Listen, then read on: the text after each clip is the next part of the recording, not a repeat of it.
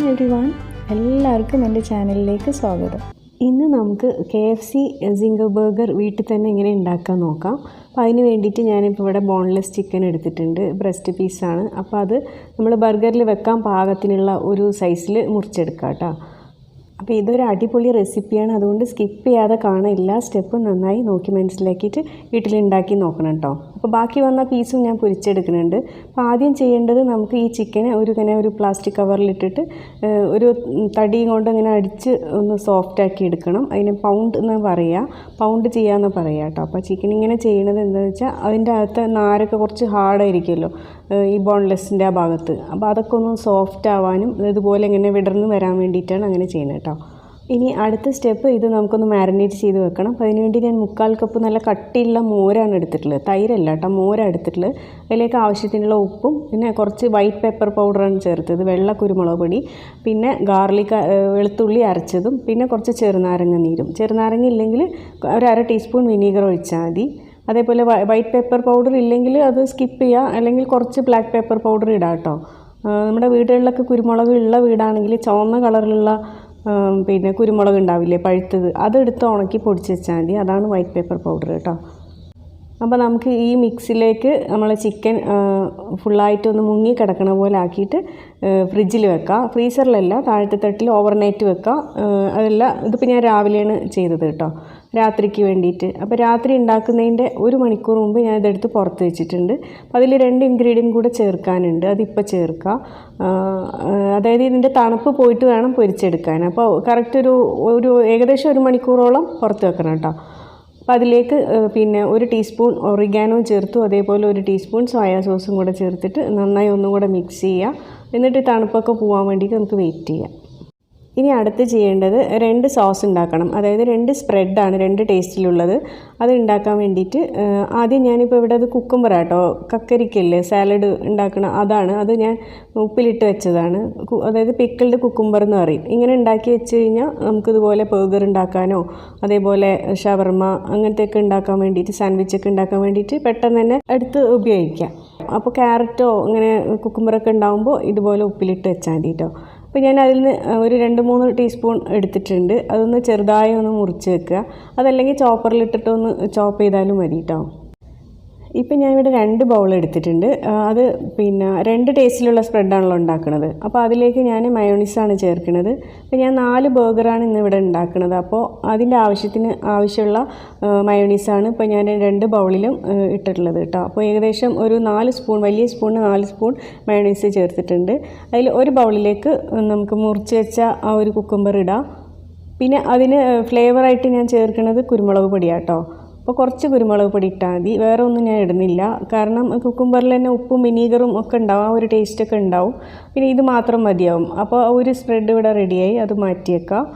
ഇനി വേണ്ടത് അടുത്ത സ്പ്രെഡിലേക്ക് നമുക്ക് മയോണീസിലേക്ക് റെഡ് ചില്ലി സോസ് ഒഴിച്ചു കൊടുക്കുക. ഒരു 1/2 ടീസ്പൂൺ ഒഴിച്ചാൽ മതി.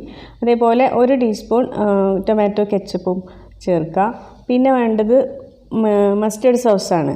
അത് എന്തായാലും വേണം കേട്ടോ. മസ്റ്റേർഡ് സോസ് ഇല്ലെങ്കിൽ ഇത് ശരിയാവില്ല. അതാണ് ഇതിൻ്റെ ഈ ഒരു സ്പ്രെഡിൻ്റെ ടേസ്റ്റ് കൊടുക്കുന്നത്, ഈ മസ്റ്റേർഡ് സോസാണ്. അപ്പോൾ അത് ഒരു 3/4 ടീസ്പൂൺ ചേർത്ത് നോക്കി മിക്സ് ചെയ്തിട്ട് പോരെങ്കിൽ വീണ്ടും കുറച്ച് ചേർക്കാം. പിന്നെ ഞാൻ ഇപ്പോൾ ഇട്ടത് മുളക് പൊടിയാണ്. ഒന്നുകിൽ കാശ്മീരി ചില്ലി ഇടാം, അതല്ലെങ്കിൽ പാപ്രിക്ക പൗഡർ ഉണ്ടെങ്കിൽ അതിടാം.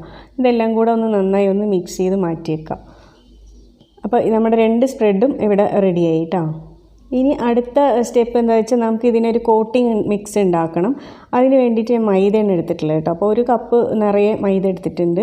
അപ്പോൾ ഞാൻ എടുത്ത ചിക്കൻ്റെ ഒരു അളവിന് വേണ്ടിയിട്ട് ഉള്ള ഇത്ര 1 കപ്പ് മതിയായിരുന്നു കേട്ടോ. 1 കപ്പും കുറച്ചും കൂടെ എടുക്കാം.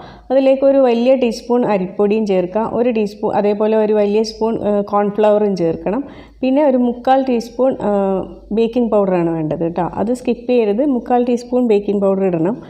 പിന്നെ ആവശ്യത്തിനുള്ള ഈ പൊടിക്ക് ആവശ്യത്തിനുള്ള ഉപ്പ്, പിന്നെ കുരുമുളക് പൊടി, പിന്നെ വേണ്ടത് ചില്ലി പൗഡർ. അത് ഇതേപോലെ കാശ്മീരി വേണമെങ്കിൽ അങ്ങനെ എടുക്കാം, പാപ്രിക്ക ഉണ്ടെങ്കിൽ അത്, അല്ലെങ്കിൽ സാധാരണ മുളക് പൊടി, പിന്നെ ഒറിഗാനോ. അതേപോലെ ഗാർലിക് പൗഡർ ഉണ്ടെങ്കിൽ അതും ചേർത്ത് കൊടുക്കാം കേട്ടോ. അപ്പോൾ എൻ്റെ അടുത്ത് ഇവിടെ ഗാർലിക് പൗഡർ ഇല്ലാത്തതുകൊണ്ട് ഞാൻ ഇതിലിട്ടിട്ടില്ല. നിങ്ങളുടെ അടുത്ത് ഉണ്ടെങ്കിൽ അത് ചേർക്കാം, ഓണിയൻ പൗഡറും ചേർത്ത് കൊടുക്കാം.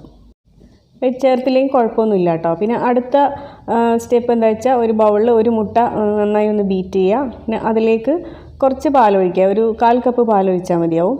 പാൽ ഒഴിച്ചിട്ട് അതൊന്ന് മിക്സ് ചെയ്തിട്ട് മാറ്റി വെക്കാം. അപ്പോൾ ഇതൊക്കെ ചെയ്യുമ്പോൾ നമ്മൾ എണ്ണ ചൂടാക്കാൻ വെക്കണം കേട്ടോ. അപ്പോൾ ഇതെല്ലാം അടുത്തടുത്ത് വെക്കുക. ചിക്കൻ, അതിൻ്റെ കോട്ടിങ്, പിന്നെ ആ മുട്ടൻ്റെ മിക്സ്, ഇത് മൂന്നും അടുത്തടുത്ത് വെക്കുക നമ്മൾ ഗ്യാസിൻ്റെ അടുത്ത് തന്നെ. അപ്പോൾ എണ്ണ അതേപോലെ ചൂടാക്കാൻ വെക്കണം. മീഡിയം ഫ്ലെയിമിലിട്ടിട്ട് ചൂടാക്കുക കേട്ടോ. ഒരുപാട് പുക വരുന്ന പോലെ ഹൈ ഫ്ലെയിമിലിട്ട് പുകയ്ക്കരുത്. പുകക്കാതെ തന്നെ നല്ല ചൂട് വേണം. അപ്പോൾ ആദ്യം നമ്മൾ ഈ കോട്ടിങ്ങിൽ ഒന്ന് മുക്കിയിട്ട് പിന്നെ മുട്ടയിലൊന്ന് മുക്കിയെടുക്കുക. പിന്നെ സെക്കൻഡ് കോട്ടിങ്ങിന് വീണ്ടും ഈ പൊടിയിൽ ഇട്ടിട്ട് ഒന്ന് നന്നായി മിക്സ് ചെയ്യണം. അങ്ങോട്ടും ഇങ്ങോട്ടും ഇട്ട് കുഴക്കണ പോലെ ആക്കണം കേട്ടോ. ഞാൻ വീഡിയോ കട്ട് ചെയ്താക്കണ കൊണ്ടാണ്. നല്ലോണം എടുത്തിട്ട് ഒന്നിങ്ങനെ കുടഞ്ഞെടുക്കണം കേട്ടോ. ഈ കുടഞ്ഞെടുക്കൽ ഇമ്പോർട്ടൻ്റ് ആണ്. അങ്ങനെ ചെയ്യുമ്പോഴാണ് അതിൽ ആ ഒരു വിണ്ട് വരുന്നുണ്ടോ ആ ഒരു ഡിസൈൻ പോലെ വരുള്ളൂ. എന്നാലാണ് അത് എണ്ണയിലിടുമ്പോൾ ക്രിസ്പി ആയിട്ട് ക്രഞ്ചി ആയിട്ടുള്ള ആ ഒരു ചിക്കൻ പീസ് കിട്ടുള്ളൂ. നമ്മൾ KFCന്നൊക്കെ കഴിക്കില്ല അതേപോലെ. ഇനി ഇത് എണ്ണയിലേക്ക് ഇടാം.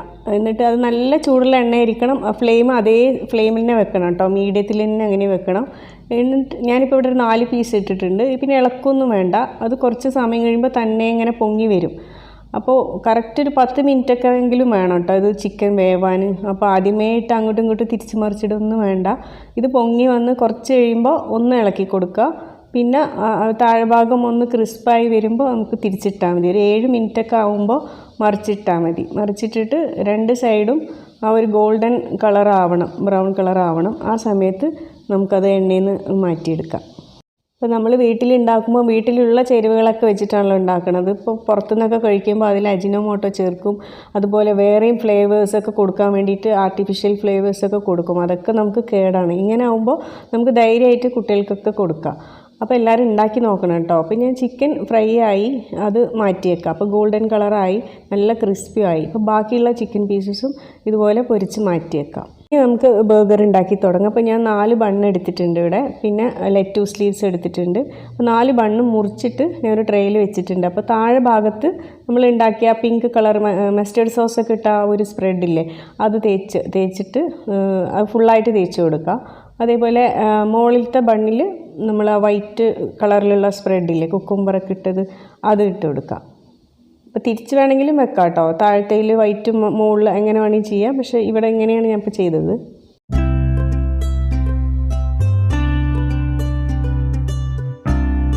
ഇനി നമുക്ക് ലെറ്റൂസ് വെച്ച് കൊടുക്കാം. ഓരോ പീസ് എല്ലാ 4 ബർഗറിലും വെച്ച് കൊടുക്കാം. അതിൻ്റെ മുകളിൽ നമ്മൾ ഫ്രൈ ആക്കി വെച്ച ചിക്കനില്ലേ അത് ഓരോന്ന് വെക്കാം.